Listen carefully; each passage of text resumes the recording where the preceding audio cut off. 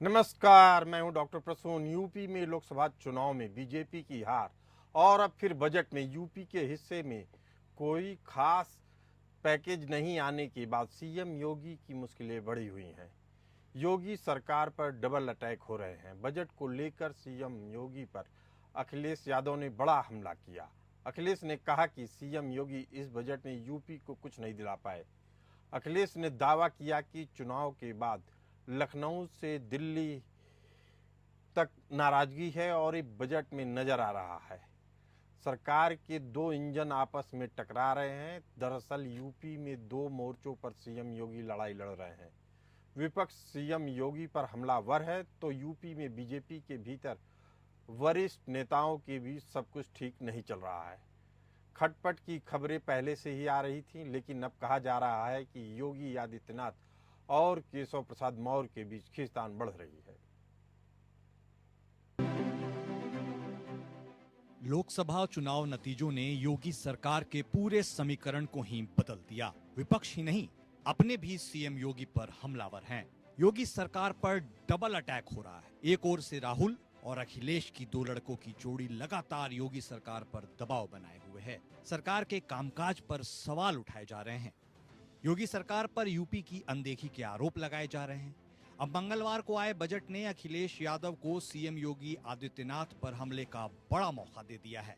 अखिलेश यादव का आरोप है कि सीएम योगी इस बजट में यूपी को कुछ नहीं दिला पाए। यूपी को डबल इंजन का सरकार का कोई फायदा नहीं मिला। बड़े सपने दिखाए थे यूपी को, क्या मिला यूपी को? डबल इंजन की सरकार, तो डबल लाभ मिलना चाहिए था, दिल्ली का लाभ, लखनऊ का लाभ। लेकिन लगता ये है कि दिल्ली अब लखनऊ की तरफ नहीं देख रही है, या लखनऊ वालों ने दिल्ली वालों को नाराज कर दिया। उसका परिणाम हमें बजट में दिखाई दे रहा है। तो डबल इंजन का क्या फायदा हुआ? बिहार जा रहा है विकास, यूपी को क्यों छोड़ रहे हैं आप? विपक्ष योगी आदित्यनाथ पर हमलावर है तो यूपी में बीजेपी के भीतर ही एक विपक्ष बनता नजर आ रहा है। मंत्रियों के बीच भी गुटबाजी देखने को मिल रही है। ये अंदर खाने की बातें तब से सामने आ रही हैं जब 14 जुलाई को बीजेपी की प्रदेश कार्यकारिणी की बैठक में डिप्टी सीएम केशव प्रसाद मौर्य ने अलग सुर अपनाते हुए यह कह दिया कि सरकार से बड़ा संगठन है। इसको परोक्ष रूप से सीएम योगी आदित्यनाथ की कार्यशैली पर सवालिया निशान के रूप में देखा गया। उसके बाद से ही सीएम योगी और डिप्टी सीएम केशव प्रसाद मौर्य के बीच खटपट की खबरें छन कर सामने आ रही हैं। इधर 3 दिनों में 3 ऐसी घटनाएं हुई हैं जो कहीं न कहीं इन खबरों पर मुहर लगाती दिखती हैं। सोमवार को सीएम योगी ने अधिकारियों के साथ आजमगढ़ में समीक्षा बैठक की थी। उसमें सुभाषपा नेता ओम प्रकाश राजभर को भी आमंत्रित किया गया था, लेकिन वो वहां नहीं पहुंचे। लेकिन उसी दिन शाम को डिप्टी सीएम केशव प्रसाद मौर्य से मिलने पहुंच गए। इस मुलाकात को सियासी हलकों में लामबंदी के रूप में देखा जा रहा है। इसके बाद मंगलवार को केशव प्रसाद मौर्य ने लखनऊ स्थित अपने कैंप कार्यालय में निषाद पार्टी के राष्ट्रीय अध्यक्ष और कैबिनेट मंत्री डॉक्टर संजय निषाद से मुलाकात की।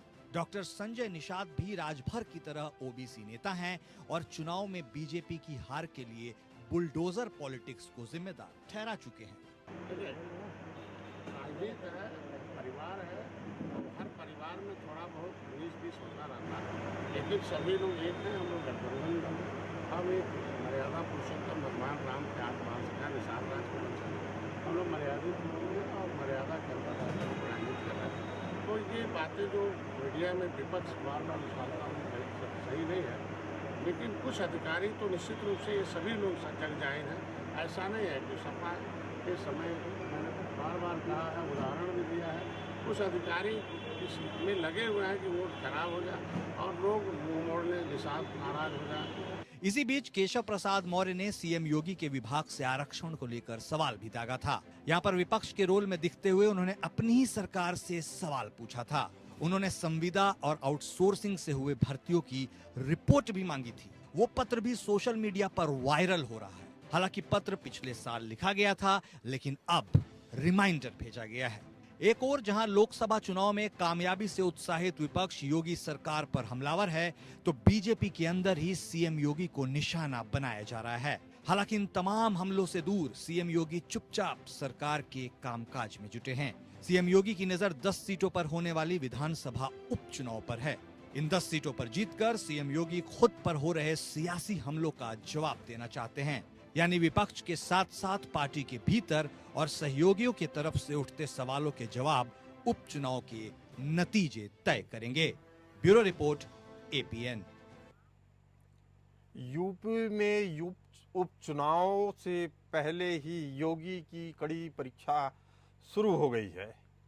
अखिलेश के सामने गठबंधन धर्म निभाने की भी चुनौती है, लेकिन योगी के ऊपर डबल अटैक हो रहा है। इसी मुद्दे पर चर्चा करने के लिए हमारे साथ है कैप्टन आई सिंह, प्रवक्ता बीजेपी, अतुल यादव, प्रवक्ता समाजवादी पार्टी, और अमनप्रीत कौर, राजनीतिक विश्लेषक। आप सभी मेहमानों का बहुत बहुत स्वागत है। पहला सवाल तो कैप्टन आई सिंह से, आखिर ओम प्रकाश राजभर, दारा सिंह चौहान, संजय निषाद, केशव प्रसाद मौर्य के साथ मीटिंग, ये सब क्या संदेश दे रहे हैं? आई सिंह जी। देखिए कुशल जी, ये हमारे पार्टी के नेता है, कुछ हमारे घटक दल के नेता है। बिल्कुल सबको यहाँ आजादी है अपनी बात रखने की, इसमें कोई बुराई नहीं है। अपने अपने अपना अपना मत सब दे। नहीं, बुराई तो नहीं है, लेकिन मुख्यमंत्री बैठक बुला रहे हैं, मुख्यमंत्री के बैठक में नहीं जा रहे हैं, डिप्टी के सीएम से शाम को मिलने चले जा रहे हैं, तो संदेश बड़ा है। सब पार्टी के नेता है, कहाँ किस मीटिंग में कहाँ उपलब्ध हो रहे, कहाँ नहीं हो रहे, ये सब आपसी मामला है, इसमें कोई बड़ी बात नहीं है। कैप्टन आई सिंह जी, जो मुझे लगता है राजनीति को अब तक जो मेरा आकलन रहा है कि जो विषय है उसको जनता के सामने रखिए, जनता ही आपको समाधान दे देगा। कमरे की बैठकों में इन सब के नतीजे नहीं आते हैं सामने। देखो, जनता जनार्दन तो होती है शुक्ला जी, इसमें कोई दो राय नहीं है। जनता जनार्दन से बड़ा तो कोई है ही नहीं जी। जनता जनार्दन के दरबार में राजनीतिक पार्टियां जाती हैं और जिसको आशीर्वाद मिलता है वो यही पताका लहराता है। इसमें कहीं कोई संशय वाली बात। चलिए, संजय निषाद जी ने आज बयान दिया, कैप्टन आई सिंह जी, संजय निषाद जी ने बयान दिया आज कि अधिकारी किसी की नहीं सुन रहे हैं। उनके बेटे सरवर निषाद की जो सुरक्षा थी उसको हटा दिया गया है। क्यों हटाया गया, इसका जवाब आप दे सकते हैं? इसका जवाब तो हमारे जो गृह मंत्रालय उत्तर प्रदेश का है वो ही दे सकता है तरीका से। क्यों हटाया है कि हटाया भी नहीं है, क्योंकि हमें अभी इसकी पूरी जानकारी नहीं, तो इससे चलिए, इनकी जानकारी नहीं होगी, लेकिन आपके अपने पार्टी के नेता है, गोरखपुर के कैंपियरगंज विधानसभा के विधायक फतेह बहादुर सिंह, जो पूर्व मुख्यमंत्री वीर बहादुर सिंह के लड़के हैं और विधायक है मौजूदा समय में। उन्होंने कहा कि मुझे अपने कार्यकर्ता से जान का खतरा है, उसके बाद भी सुरक्षा नहीं मुहैया कराई जा रही है। देखिए, सुरक्षा देना और ना देना, मैंने पहले भी कहा, उत्तर प्रदेश के गृह मंत्रालय का काम है। कैप्टन आई सिंह जी, मैं तो ये बातें केवल इसलिए रखा आपको कि आपको तो विषय का तो समझ है। आपको भी लगता होगा केवल सुरक्षा का मामला नहीं है, इससे कहीं ज्यादा बड़ा मामला है। पार्टी फोरम के अंदर होती है, सब तरह की बातें होती है, अपने अपने विचार रखने के लिए स्वतंत्र है लोग। आज कोई मना नहीं है, अपनी बात रख सकते हैं और लोग रख भी रहे। यहाँ कोई एक शख्स की पार्टी तो है नहीं कि जो एक सोनिया गांधी, राहुल गांधी कह देंगे तो वही होगा। यहाँ बहुत बड़ा एक संगठन है। नहीं, देखिए, अभी वो कांग्रेस की बात छोड़ दीजिए, समाजवादी की बात छोड़ दीजिए, अपने बारे में बात करिए। चूंकि समाजवादी से तो मैं जवाब लूंगा ही। मैं तो ये कह रहा हूं, आपकी पार्टी के अंदर जो मंथन चल रहा है, पूरा शंकर की तरीके से विष पीने से कोई फायदा नहीं है। आप जनता के सामने लाइए, समुद्र मंथन करेंगे, उसमें 14 अमृत कलश निकलेंगे। जनता के पास जब समय आएगा तो जनता के पास भी जाएंगे। अभी जनता के पास जाने का समय है थोड़ा, तो उस टाइम जनता के पास जाएंगे। बाकी मैंने जो कहा शुक्ला जी, उस पर आप थोड़ा ध्यान दें कि पार्टी फोरम में अपनी बात रखने का सबको विचार है, बाहर भी रखता है।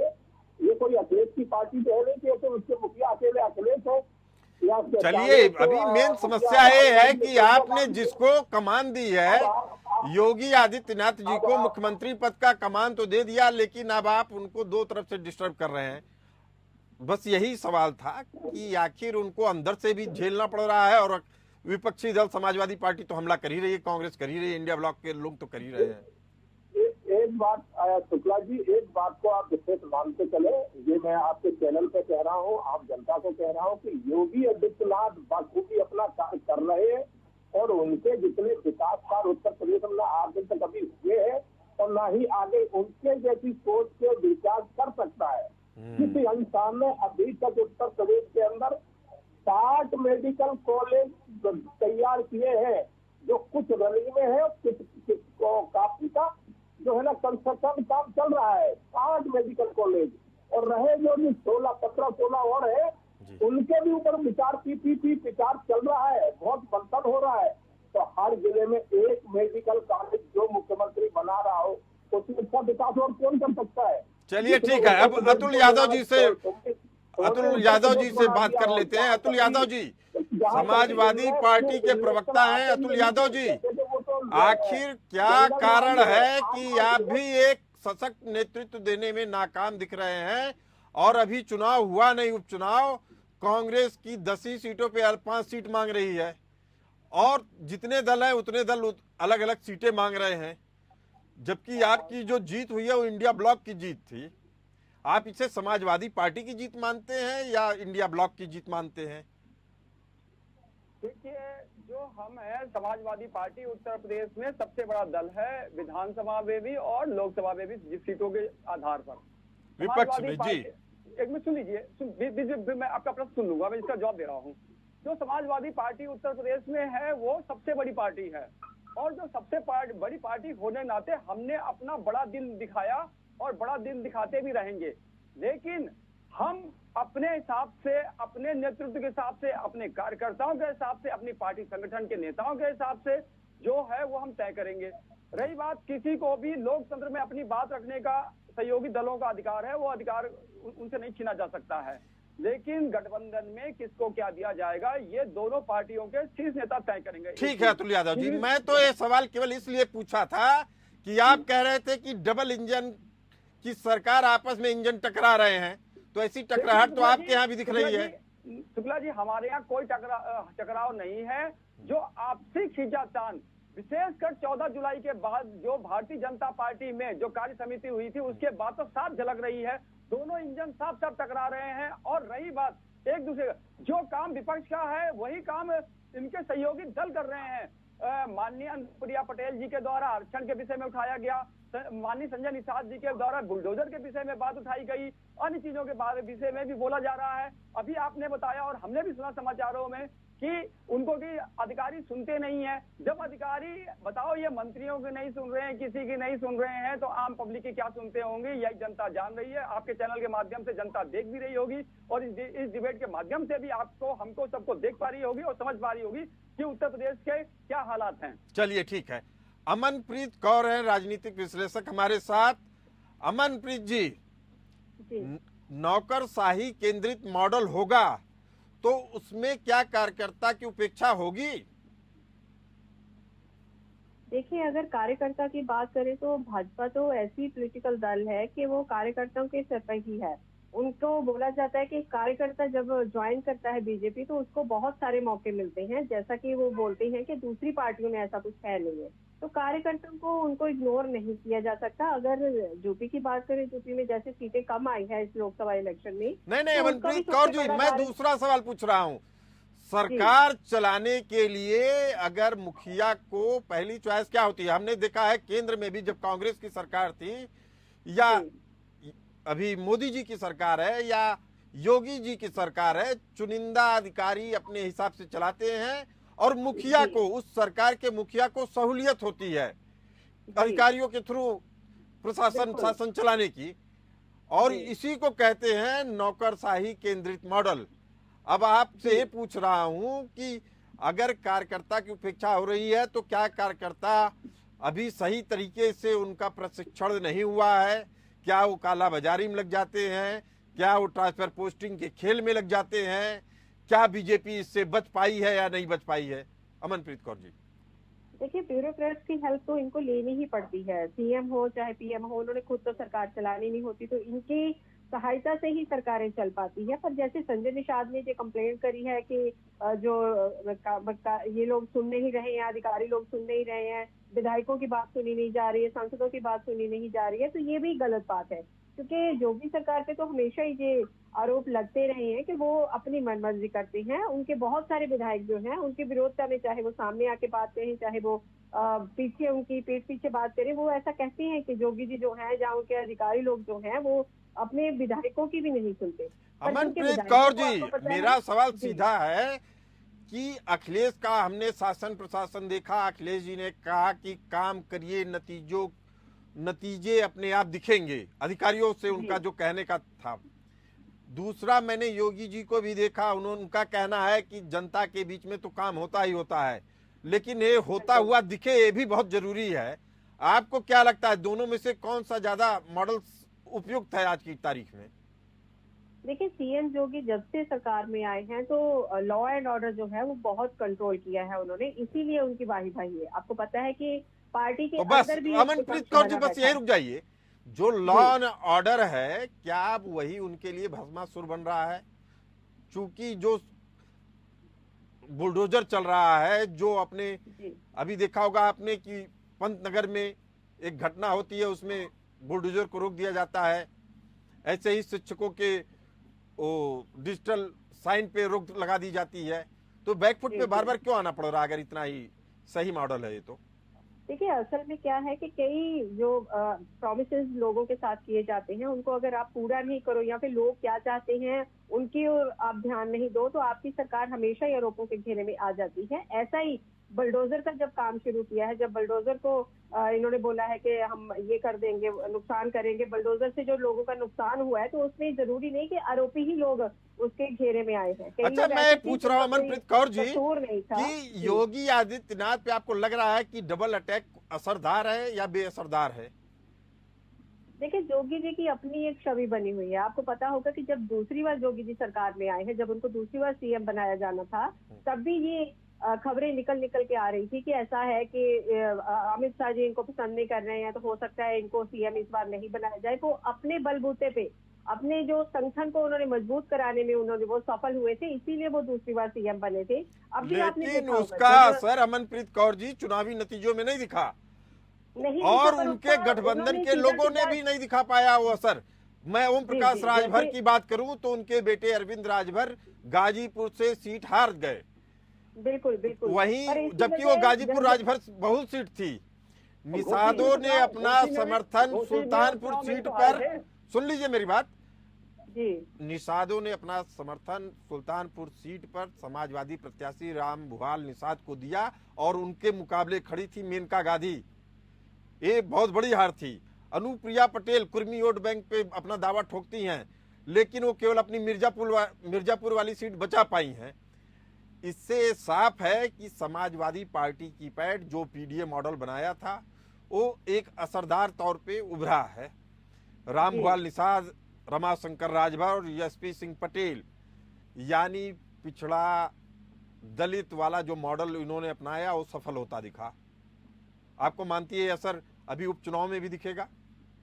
बिल्कुल बिल्कुल बिल्कुल दिखेगा, क्योंकि जो 10 सीटें जिन पे उपचुनाव होना है उनको लेके अभी जो जोगी जी हैं बहुत तत्पर हैं, बहुत मेहनत भी कर तत्पर रहे है। हैं। पर अगर कैप्टन आई सिंह जी, अमनप्रीत कौर कह रही हैं कि जो आंकड़े कह रहे हैं लोकसभा वाले चुनाव के परिणाम दोहराए जा सकते हैं इन उपचुनावों में। देखिए शुक्ला जी, लोकसभा और चुनाव और विधानसभा चुनाव ये दोनों ही अलग अलग होते हैं। आपने देखा होगा बहुत से कैंडिडेट विधानसभा हार जाते हैं, लोकसभा जीत जाते हैं, और बहुत से ऐसे हैं जो लोकसभा हारे हैं और विधानसभा जीते हैं। तो दोनों का ही बहुत अंतर हो जाता है। लोकसभा चुनाव पार्टी लड़ती है और विधानसभा चुनाव खुद कैंडिडेट लड़ता है, तो इससे बहुत फर्क पड़ता है। और लोकसभा, मैं आपसे सीधा सवाल पूछ ले रहा हूं कैप्टन आई सिंह जी कि संजय निषाद की बात की जाए, ओम प्रकाश राजभर की बात की जाए, या अपना दल सोनेलाल वाले गुट के अनुप्रिया पटेल की बात की जाए, तो आपको नहीं लगता है कि जिस जनाधार की ये लोग बात करते थे उसकी जमीन खिसक चुकी है? देखो ऐसा है कि अपने अपने दल के जो नेता है, हम ये कितना कारगर हुए न हुए वो इनको विचार करना पड़ेगा कि अपने क्षेत्र से अपने समाज के वोट क्यों नहीं ला पाए, क्या कारण रहा, क्या कमजोरियां रही, क्या तो कारण उसका रहा, भी क्या जैसे- कमजोरियां रही, अभी आप आत्ममंथन कर रहे हैं, लेकिन इसका उत्तर ले लेते हैं अतुल यादव जी से। अतुल यादव जी, जी जिस तरह का मंथन हो रहा है, जिस तरह की चिंताएं व्यक्त की जा रही हैं, आप तो विपक्षी पार्टी, आप ज्यादा अच्छे तरीके से आकलन कर सकते हैं कि क्या कारण है कि योगी को कमजोर बनाया जा रहा है। देखिए, जो आप देख पाएंगे, योगी जी को कमजोर भाजपा ही बना रही है। योगी जी, जो माननीय योगी जी की जो टांग और आपसी खींचातान करी जा रही है, वो भारतीय जनता पार्टी को वो आपस में कह रहे हैं कि हमारा माननीय योगी जी ने 14 तारीख की जो इनकी कार्य समिति की मीटिंग हुई थी, जो हमने समाचारों के माध्यम से सभी देखा, कि उन्होंने कहा कि हमारा आत्मविश्वास बहुत ले डूबा। ये किस पे इंगित किया गया, आप भी समझ सकते हैं। एक चीज है, उधर माननीय केशव प्रसाद मौर्य जी ने कहा कि संगठन बड़ा होता है, तो एक दूसरे पे लाग डालने वाली माननीय योगी जी ने किस पे लाग डाली, ये भी सोचने प्रश्न है। और माननीय केशव प्रसाद मौर्य जी किसको चिता रहे थे, ये भी सोचने वाला प्रश्न है। इन्होंने सिर्फ अपनी खींचतान को भी दूर नहीं कर पाया, लेकिन अतुल यादव जी, मैं आपसे सीधा सवाल पूछ रहा हूँ, आप मेरी बात शायद समझ नहीं पाए। आपके लिए अच्छा क्या है, केशव प्रसाद मौर्य आते हैं तो अच्छा है, या योगी जी आते हैं तो अच्छा है?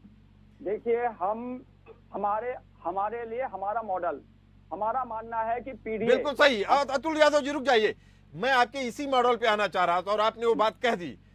यानी आपको डर लगता है कि पीडीए मॉडल, अगर केशव प्रसाद मौर्य आते हैं तो पीडीए मॉडल आपका टूट सकता है, जिसमें दारा सिंह आ गए हैं, पटेल आ चुकी हैं। जी, मैं जवाब दे रहा हूँ। हम पिछड़ा, दलित, अल्पसंख्यक, आधी आबादी, अगड़े सभी को साथ में लेकर चले। और आपके चैनल के माध्यम से मैं बताना चाहता हूं, हमने लोकसभा में सभी को टिकट दिए और सभी वर्ग, सभी समाज के लोग जीत करके हमारे लोकसभा में पहुंचे हैं। इसी मॉडल को हम उपचुनाव में भी अपनाएंगे, आगे भी 27 के चुनाव में भी अपनाएंगे। हमारा मॉडल सफल मॉडल है और सबसे अच्छा मॉडल है। अतुल यादव जी, आपका मॉडल चुनावी रूप से सफल है, लेकिन भारत के लिए एक खतरा बन जाएगा। आप अगर पीडीए के भरोसे हैं तो बाकी जातियां, बाकी धर्म कहां जाएंगे? शुक्ला जी, एक चीज बताइए, शुक्ला जी, क्या हमारे द्वारा मैं केवल, देखिए, मैं आप राजनीतिक पार्टी है, सत्ता आपका परम उद्देश्य है, उस पर मैं नहीं जा रहा हूं। मैं तो ये केवल कह रहा हूं, राजनीति करिए, खूब करिए, सीटें लाइए, राज्य में सरकार बनाइए, लेकिन देख लीजिए देश की एकता और अखंडता पर खतरा ना आ जाए। देखिए शुक्ला जी, डॉक्टर शुक्ला जी, आप मेरे से आयु में बड़े हैं, हमारे लिए सम्मानित है, बहुत वरिष्ठ पत्रकार हैं आप जानते होंगे, आप भी उत्तर प्रदेश में कहाँ, कानपुर के आसपास से आते होंगे। देखिए, मैं तो बंजारे टाइप का हूँ, जब से पैदा हुआ तब से घूमते हूँ। नहीं, मैं बता रहा हूँ आपको, आप विश्वास नहीं करेंगे। मैं कहीं रहा, कहीं पढ़ा, कहीं लिखा और घूमते घूमते दिल्ली तक आ गया। जी, नहीं, कोई बात नहीं। डॉक्टर शुक्ला जी, सुन लीजिए, हमारी पार्टी के द्वारा हर वर्ग को टिकट दिया जाता है, चाहे उसमें ब्राह्मण हो, राजपूत हो, पीडीए के कोई भी नेता हो, दलित समाज हो, आदि आबादी महिलाओं को हमने बहुत सारे टिकट दिए। हमने किसको टिकट नहीं दिए?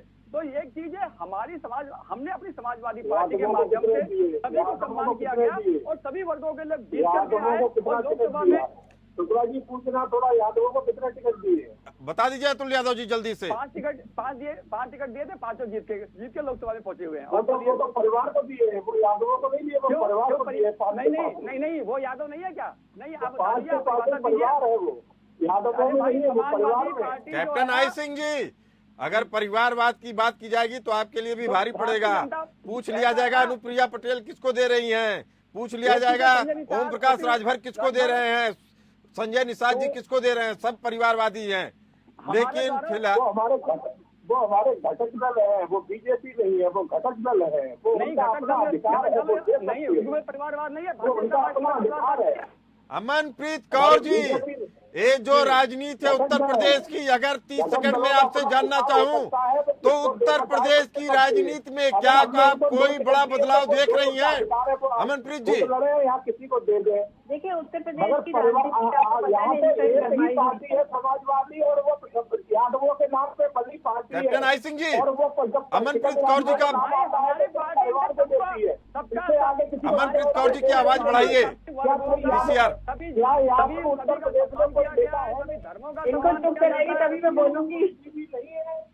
जी बोलिए। अगर यूपी की बात करें तो जैसे ही लोकसभा इलेक्शन में इनकी जो परफॉर्मेंस है वो थोड़ी पुअर हुई है, सीटें इन्होंने कम वहां से जीती हैं, उस हिसाब से देखा जाए तो तभी से जो जोगी हैं उनके ऊपर सवाल उठाए जा रहे हैं।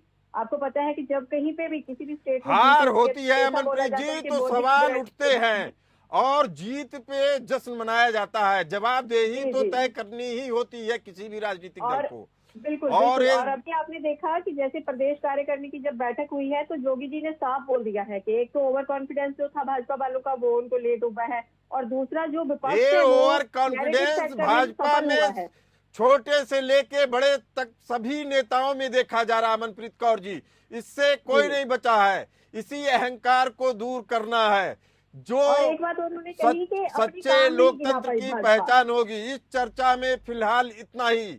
हमें दीजिए इजाजत। आप सभी मेहमानों का बहुत बहुत धन्यवाद। चलते रहिए एपीएन न्यूज के साथ।